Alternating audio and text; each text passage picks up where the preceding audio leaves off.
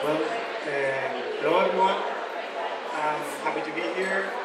Thanks to the SCI for the invitation and participate with you. It's quite a unique experience.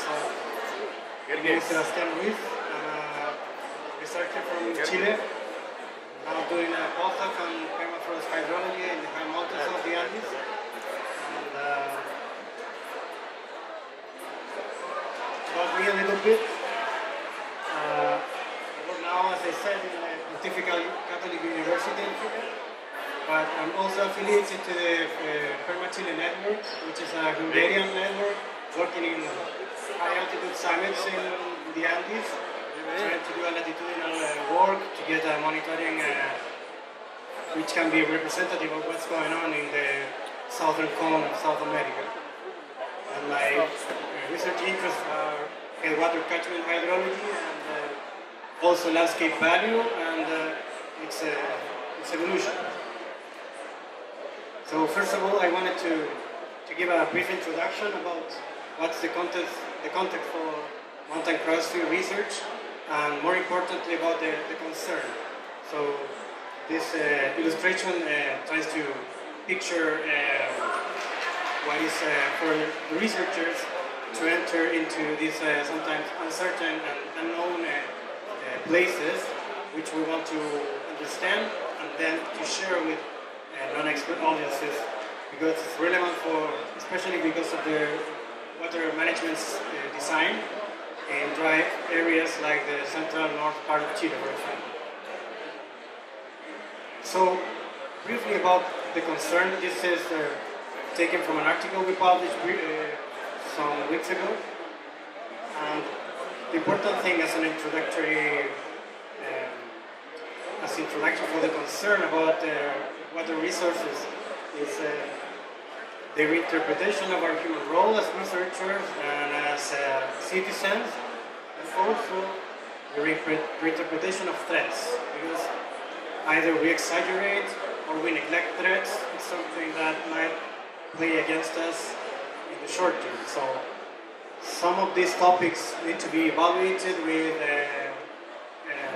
transdisciplinary networks, which is in part what we are doing here as well. So,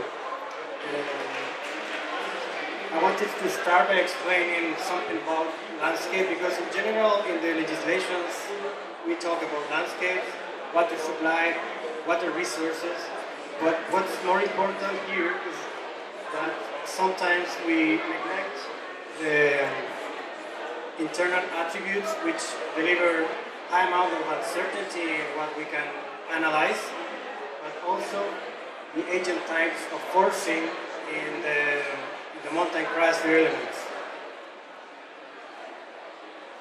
This type of uncertainty, which can be explained by very old discussions, for example, between Bernatsky and Iliu, but also in the last decades, they deal with the fact that even though we might take part in research through different disciplines, there's always uncertainties that can be coupled quite good.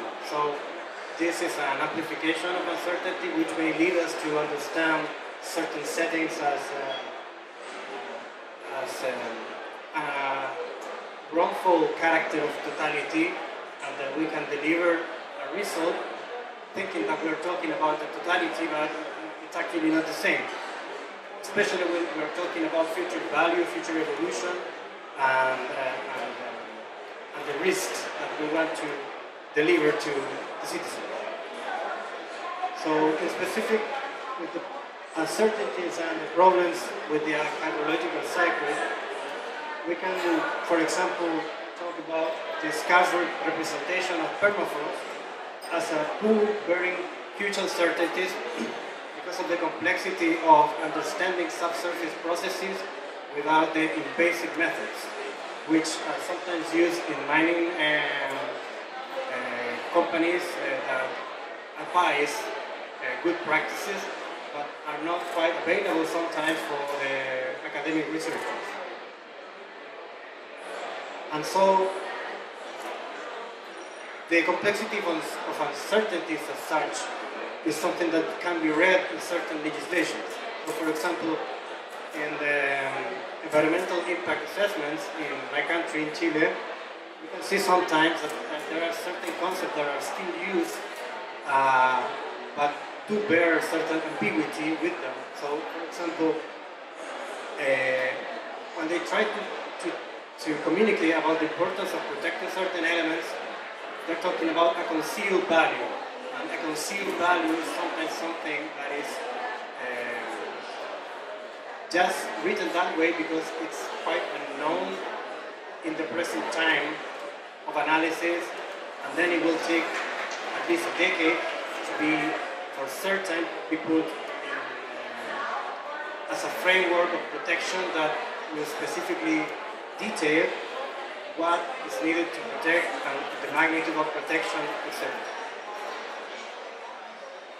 So this is an example of specifically what I try to research. And as an example too, we can analyze mountain cryosphere environment, but the problem will be the evolving timescale for water supply. So in this sense, we may approach the forcing agents, we might model certain impacts that are happening, but we still have some gaps regarding the storage. The storage and the resilience to drought that some of these aquifers in the mountains may have. And the problem in mountain aquifers is, for instance, the access, logistical complexity, and also the funding. So sometimes the very detailed work is done in lowlands when they have long-time records of what's going on, and so it's easier to calibrate everything. But what's going on at higher altitudes, it's sometimes a bit more difficult to grasp. And one of the likely impacts that this may have is affecting the base flow, which can predominantly be groundwater, and upon, for example, permafrost degradation, it might change the peak, delay the peaks, and also flatten the curve from groundwater flow. And this will have, of course, many ecological impacts that, for certain, will change the whole hydrological budget that is done regionally or even at subcontinental scale. And this, briefly explained, consists of many effects that, upon crossing a threshold, will lead to a new ecological scheme. And this is something that is, just to put briefly, that will affect not only the supply dimension of water resources, but also the temperature of what we can call a static catchment or biodiversity, etc. So, going to what I do in specific, this is a transboundary catchment, a transboundary aquifer that is located between the frontier and the border of Argentina and Chile at around 4,000 meters of altitude. And as you can see, you have glaciers, but you also have some mappings that give the notion that there's permafrost, mountain permafrost therein. So I wanted to analyze what's going on there. This was my last work. Some of the stuff that we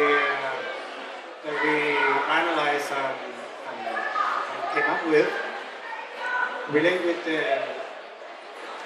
the groundwater buffering that propagation areas may deliver. So in very simple terms, by using multi-proxy analysis with isotopes and genomic analysis, which are coupled with the hydraulic parameterization of a catchment, we can understand more or less what would be the time scale that the infiltration can be stored multi-annually in a population area.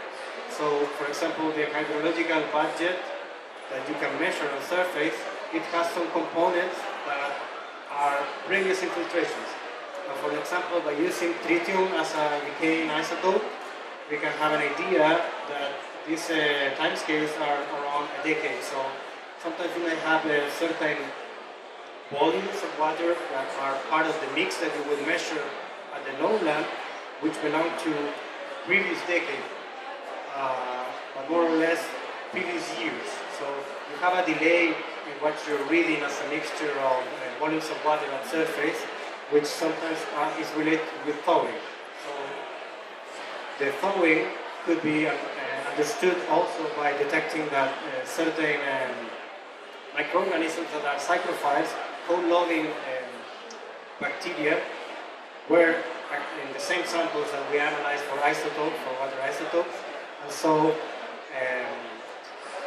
groundwater springs that were activated by the end of the warm season, they had this kind of signature. So we could understand that these thawing sources are also an element that is coming to the streams later in the season.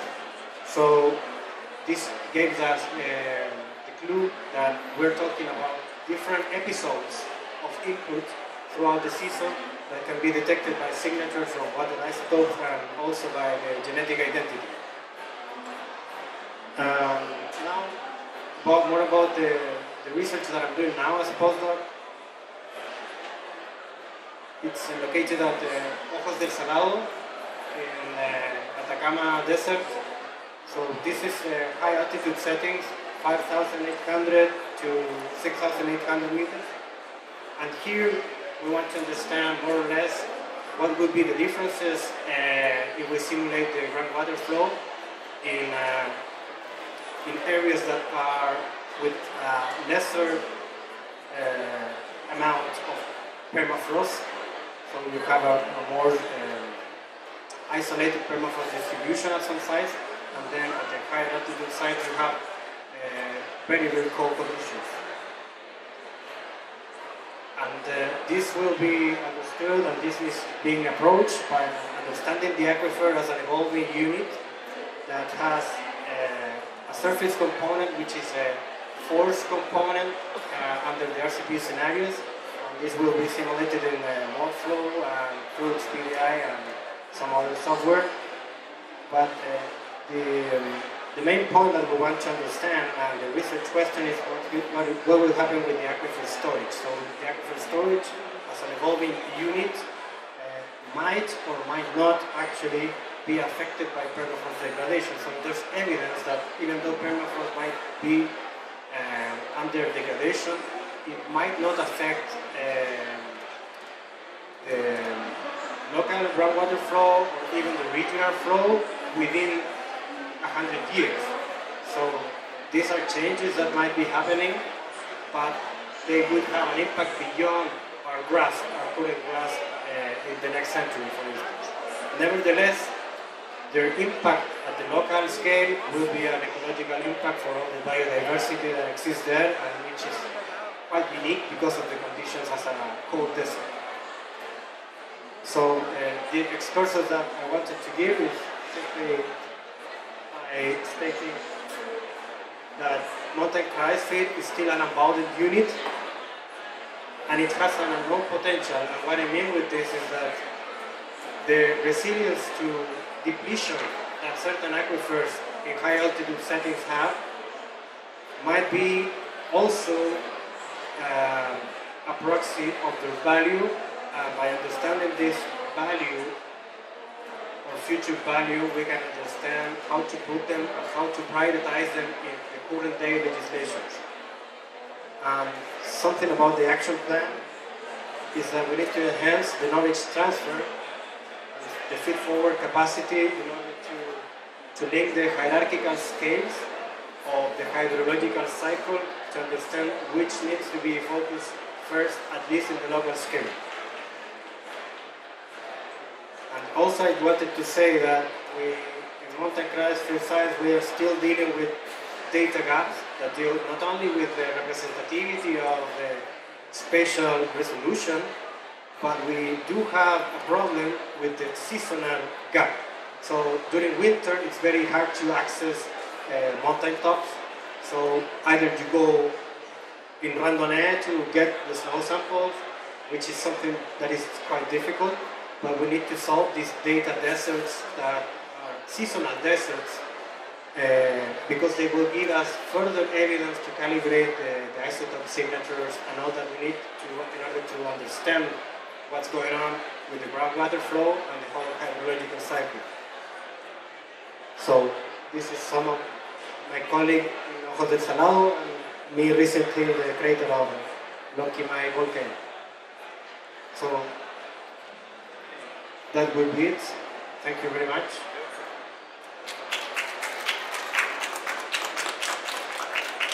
Now I want to present the next speaker, Mira Karka.